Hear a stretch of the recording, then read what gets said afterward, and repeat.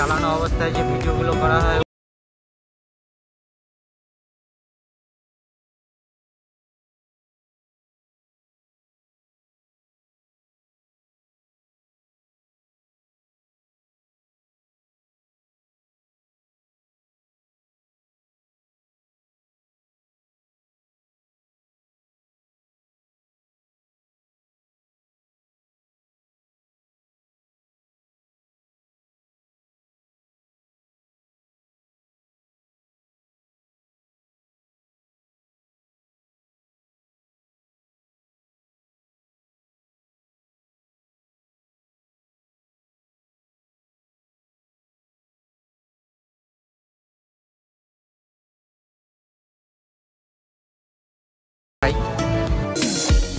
আমি যেখানে যাচ্ছি আজকে সেটা শ্রী রঙ্গনাথ স্বামী টেম্পল।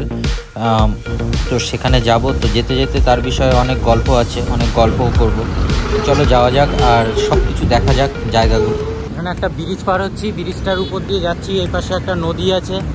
তো আমি যাওয়ার পথে নদীটার ভিডিও করব সাইকেল চালাতে চালাতে, আর যেতে খুবই মজা আর দারুণ লাগছে। চলো নদীটা তোমাদের দেখাই।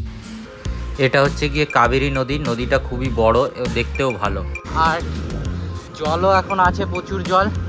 আর ব্রিজটা তো ওয়াও, বলার মতন নয়, অসাধারণ ব্রিজ। তো চলো তোমাদেরকে আস্তে আস্তে নদীটার দুপাশেই দেখাই।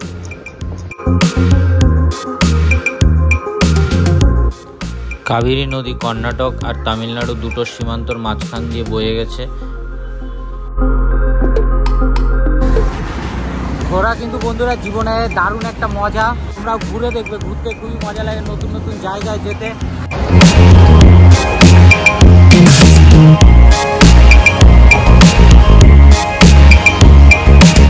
কাবেরী নদী ত্রিবেণী সঙ্গম থেকে উৎপত্তি হয়ে সেখান থেকে কর্ণাটক হয়ে তামিলনাড়ু হয়ে তারপরে এটা সমুদ্রে গিয়ে মিশে। সাইকেলে বা বাইকে আমার এর জন্য ঘুরতে আসতে খুব ভালো লাগে, কেননা যে কোনো জায়গায় যাচ্ছি, ধরো রাস্তা দিয়ে যেতে যেতে হঠাৎ একটা ভালো জায়গা দেখা যায়, ফট করে সেখানে দাঁড়িয়ে সেখানে একটু দেখা যায় ভিউগুলো,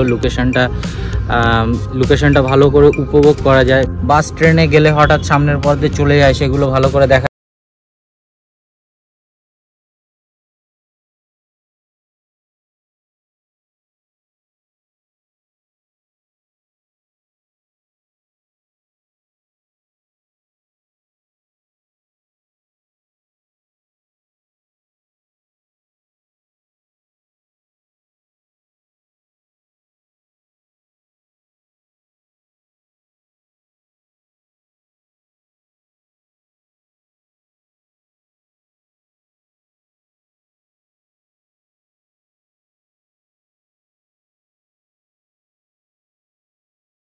এটা হচ্ছে সেকেন্ড গোপুরম, সেকেন্ড গোপুরমের পরেই আসবে থার্ড গোপুরম, তো আমরা সেখানেও যাব।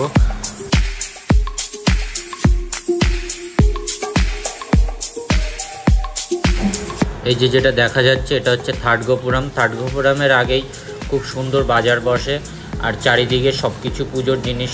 এটা হচ্ছে গিয়ে 4 নম্বর গোপুরম, এটাই হচ্ছে লাস্ট গোপুরম, এর ভিতরে বাকি গোপুরমগুলো আছে। আর এর থেকে বাঁদিকে গেলেই এইখানে চটি, জুতো, ব্যাগ এগুলো রাখতে হয়, এগুলো তোমরা রেখে, এগুলো সম্পূর্ণ ফ্রিতে এখানে রেখে টোকন নিয়ে তারপরে ভিতরে প্রবেশ করতে হবে। তা আমি এখানে চটিটা রেখে তারপরে ভিতরে গেছিলাম।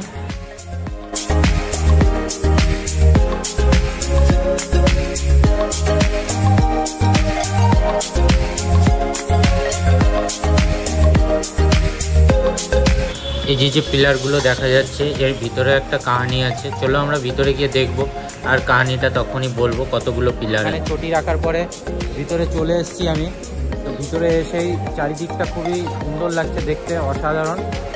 আর এখনও আমি পৌঁছাইনি, ভিতরে যেতে হবে আরও অনেকটা।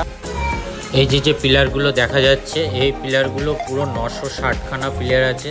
960খানা পিলারের উপরে এইটা ছাদটা করা, এই মন্দিরটা করা আছে।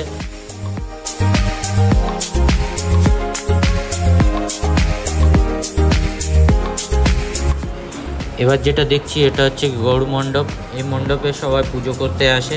এখানে আপনি দেখতে পাচ্ছেন গৌড় মণ্ডপের ছবি, মূর্তি আছে।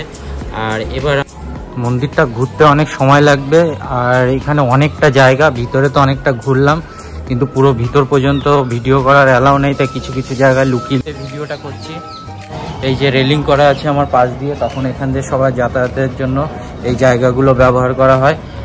আর না তো এখন ফাঁকা আছে, এর জন্য যে সেই সব দিক দিয়ে যাওয়া যাচ্ছে। তো পুরো মন্দিরটা ঘুরতে একটু সময় লাগবে, অনেক বড় জায়গা।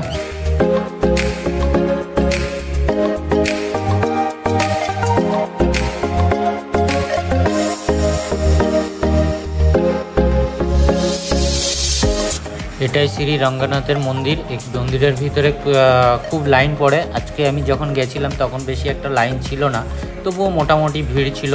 আর এখানে যে মূর্তিটা দেখা যাচ্ছে এটা সোনার তৈরি, সোনার দিয়ে তৈরি, এর জন্য পাত লাগানো, দেখে খুবই ভালো লাগলো। তো এখান থেকে আমরা এবার পুজো করার পরে বাইরে যাব।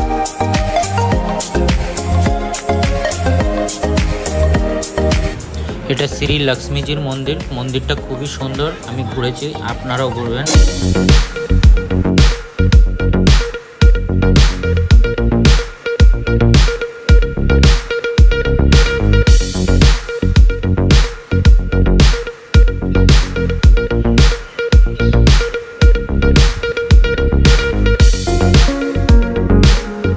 একটা গার্ডেন আছে যেখানে অনেক ফুল গাছ, আর চারিপাশটাও উঁচু পাঁচিল দিয়ে ঘেরা, দেখতেও খুব দারুণ লাগছে।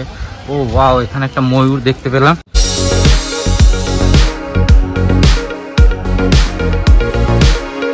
আমি পিছন দিয়ে ঘুরে আবার 5 নম্বর ঘেরাতেই চলে এসেছি সামনের দিকে।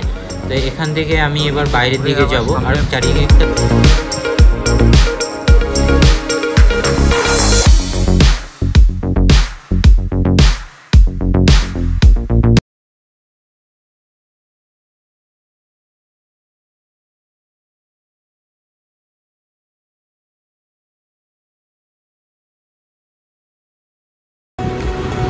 বন্ধুরা আর দেখার সেরকম কিছু নেই। এবার আমি বাড়ি দিকে যাচ্ছি। তো সামনে গিয়ে আরও দেখার মতন কিছু থাকলে সেটা আমি তোমাদের সাথে নিশ্চয়ই শেয়ার করব। তো ভিডিওটা এখানে শেষ করছি। দেখা হবে নতুন একটা কোনো ভিডিও নিয়ে, নতুন ট্যুরিস্ট ব্লগ নিয়ে, আবার নতুন জায়গা নিয়ে। তত পর্যন্ত টাটা, বাই বাই। ভিডিওটাকে লাইক করবে ভালো লাগলে, আর চ্যানেলটাকে সাবস্ক্রাইব করে নেবে নতুন ভিডিও দেখার জন্য। তো thank you for watching, bye bye, good night.